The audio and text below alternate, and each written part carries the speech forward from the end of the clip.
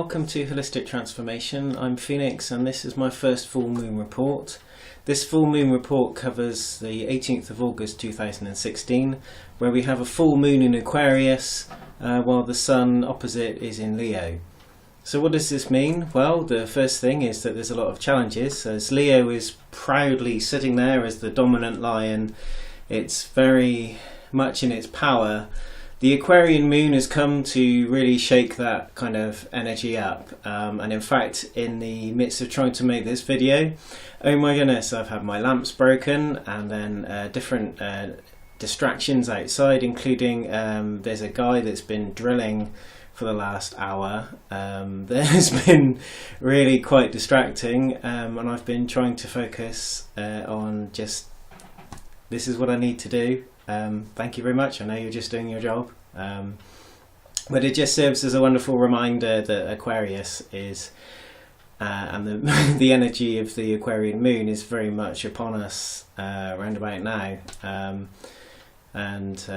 Yeah, having just spent the last evening doing the Sacred Sound of Silence meditation, which was a beautiful, deep experience of the quiet and the void, the nothingness and the everything.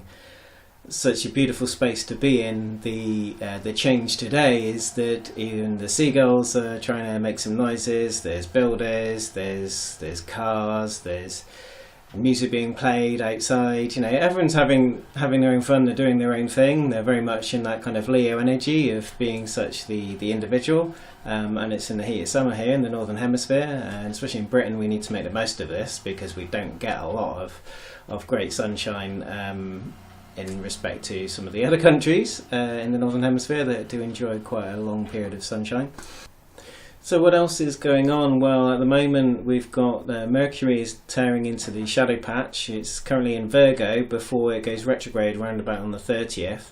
I've blogged previously about Mercury Retrograde, and I don't think it's necessarily as terrible as we sometimes make out. It's often, the retrograde is a reflection. It's a time for us to see something from a different angle. If it's something that we're not working well with, especially with Mercury being the messenger, if the communications aren't flowing, they're not going right, then it just gives us a wonderful opportunity to look at it and just take that step back, and we're going to park that view to one side, and we're just going to, okay, here's the new view. Here's how we're going to see it this time round. And this time round, it looks a little bit different. From this perspective, it just allows the different energy to flow, for you to see it, to make that connection, to communicate in a much clearer way than you have been doing. So sometimes stalemates are broken, and also we've got friendships that have kind of fallen down the wayside, or relationships that are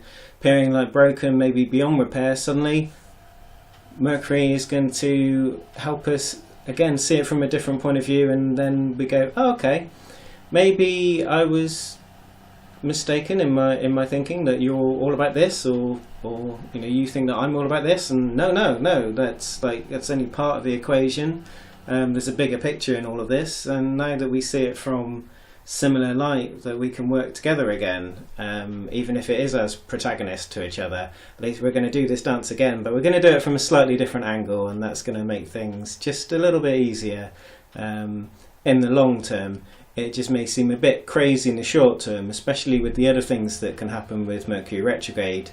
Yeah, everything from like the computer's not working, you know, all sorts of technological problems, things being taken the wrong way, texts that normally seem quite innocent being taken completely the wrong way, not as intended, making you scratch your head and thinking, how on earth did you read that? And they're probably thinking, why on earth did you write that? These things happen as well, so it's a toss-up. Mercury retrograde just gives it everything from a different perspective. It tosses our communications. Mercury as the messenger just gives it from a different point of view. Other than that, we've got Venus and Jupiter are also in Virgo, which is kind of, it's that earthly innocent energy. It's also quite productive, kind of seasonal energy. It's almost looking towards doing the harvest now, so it's quite good for relationships. Meanwhile, Mars is charging through Sagittarius, where it's also there with Saturn. Saturn's been there for some time. It had that retrograde period, and now it's back. Saturn in Sagittarius is a good, adventurous, kind of logical quest that we're on at this time, and it's guiding us in a good place. Neptune is in its beautiful transformational place of Pisces, the kind of the end and the beginning of the zodiac. So that gives us quite a lot to work with. But then finally, Pluto is still in Capricorn, which it will be till around 2022, because it has such a it's a long period of time that it can be in a sign. It can be up to sort of 30 odd years, or it could be as little as 12 or 13. There's also an arrow yod, or yod, depending on how you want to pronounce it, which is headed by Venus. You've got Venus and Jupiter and Mercury all in Virgo kind of at the top, at the point of it. And then on the other side we've got the Aquarian moon. In the middle we've got Chiron, the wounded healer, and it's quite an interesting position to be at. It's not at the top of the arrow yod, but it's there at the bottom. And on the other side we've got Uranus in Aries, a very strong, powerful Aries sign. These arrow yods or yods are often seen as karmic lessons. So with Chiron in the middle, it is quite interesting that the wound is there to be addressed. It's not at the tip, so it's not just going to be this subtle, here we are, we're healing the wound. We've got to go in quite deep at this time, but it also means that the healing can be quite deep that comes from that. So these are good things to see. With the innocence of Virgo at the top, it may mean that there's a bit of a surprise, but it also means that it takes us back to our true selves, which, as children, we are quite innocent to a world until we have all these other things that are coming down on top of us, and everyone is trying to impose their will, it seems, and there are rules and counter rules for everything, which just, they all seem to suck away our own personal power. It's something that we get back later in life, but for a lot of us it just becomes this mess of other people's stuff. So Venus is trine Pluto. Pluto is the great transformer linked with Scorpio, and with Venus being trine Pluto, there's a key to love and abundance, opening up some magic and some possibilities. Pluto is a very magical planet, much like its association with Scorpio. It's a deep water sign, the energy of the two, which means you can go down deep. Can be scary, representing death, but remembering that death is not necessarily in the Victorian kind of attitude to it. We're grown-ups now. We understand that everything in life has a beginning, a middle and an end, and then at the end this leads to a new beginning. It's a continual cycle, so we're going bom bom bom bom bom bom bom bom bom. That's our cycle of life. We're all this same energy that's being recycled, and Pluto's there to help regenerate us.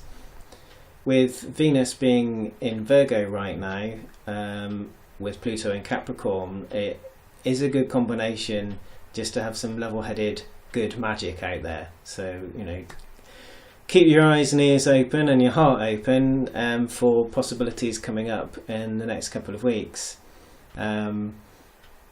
It's a big time of change. We've got what may seem like harsh change, harsh decisions being made, but these changes are often the drivers for better things. So if you're worried about the kind of the change that's coming up, don't worry, because there's going to be some brilliance, there's going to be some aha moments, there's going to be some opportunities to see a much bigger picture, to be able to just step back and just see things from another angle.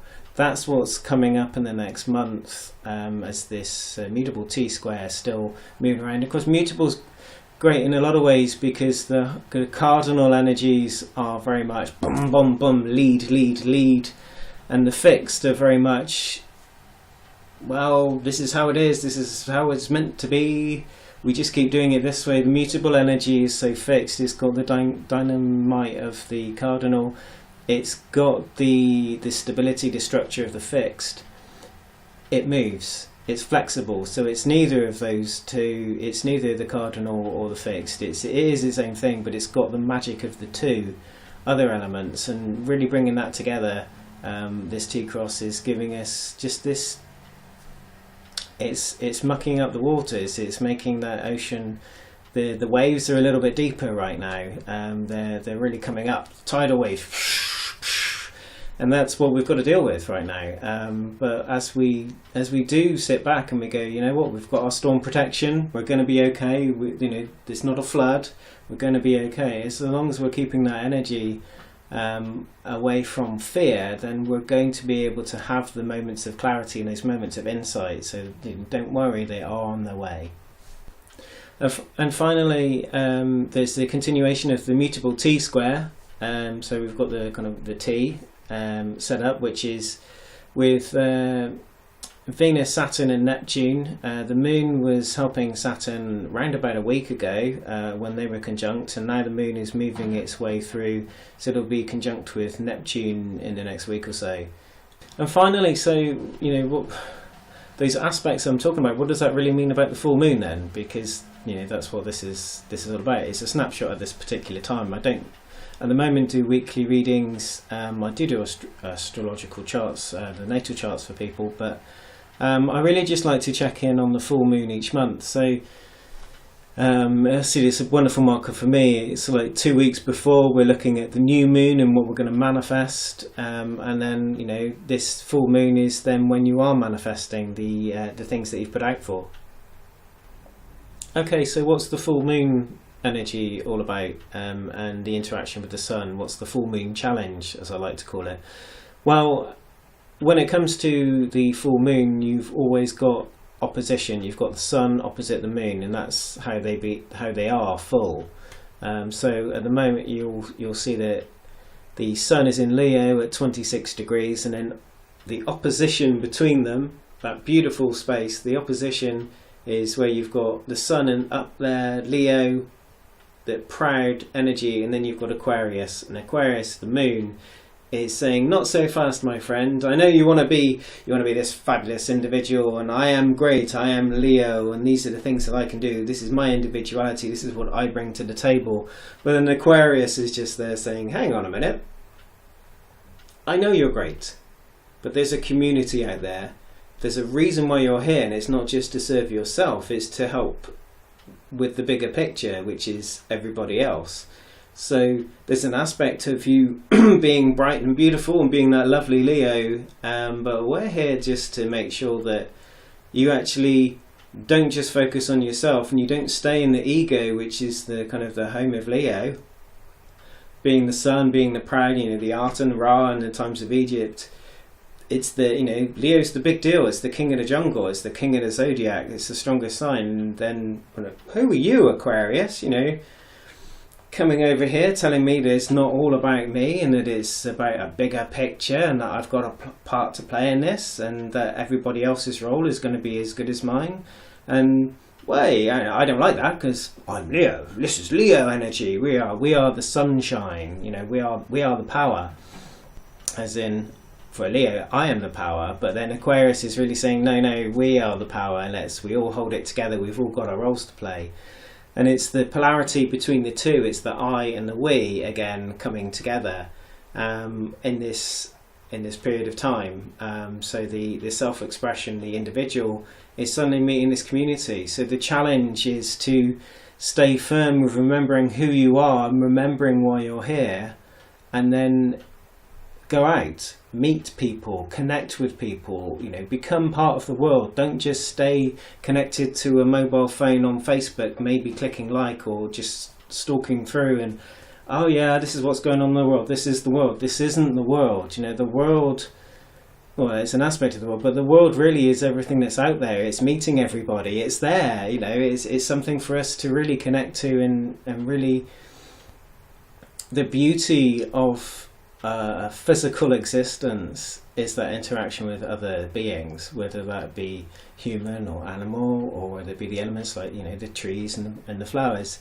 But that interaction with these things. So, you know, there are times to live in our cave, and this isn't one of them. This is a time to really be getting out and connecting. And we've got these other aspects, you know, with Venus and Pluto and other things that are helping us make connections. Magic is there for us to move on from where we've taken stock before, and then to find other people to work with. You know, it may mean that we're not going to work with some other people anymore, and we've got new people to work with. So, you know, with love, we can let some connections go to allow these other ones to come in. And this particular couple of days may see some important connections being made. You know, they may be like glances, they may be full on, hey, who are you? Where have you been all my life? This is amazing, what you're telling me is fantastic, and I never knew any of this before. It could be a lot subtler than that, but there are connections that are out there to be made, as long as we don't just hide away in our little safety or hole, you know, our cave. We get out there, there's good things to find out there.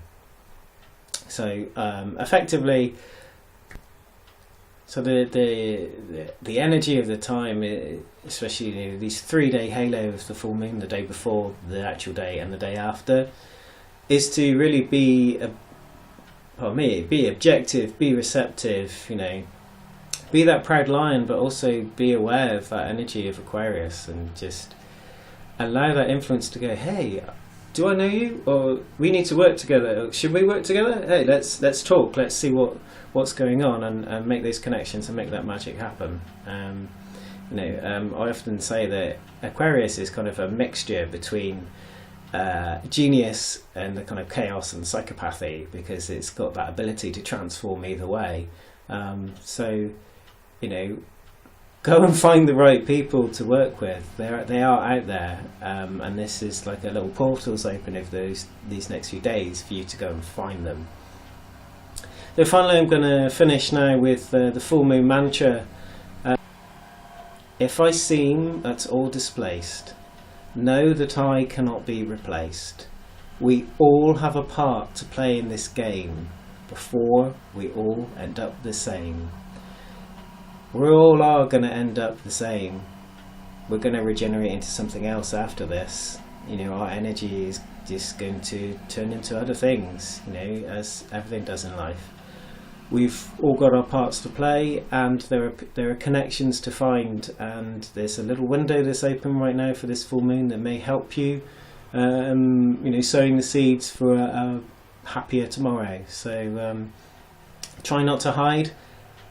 Get out there, be receptive, be objective, so don't just go for absolutely anything that turns up. Objective, receptive, and enjoy the full moon. Enjoy, in light and in love. Thank you very much for watching. I hope to see you for future videos. If you've liked it, do click like. You can subscribe to the channel, where there will be more videos coming up over the next couple of weeks and months. Thank you for watching, and goodbye.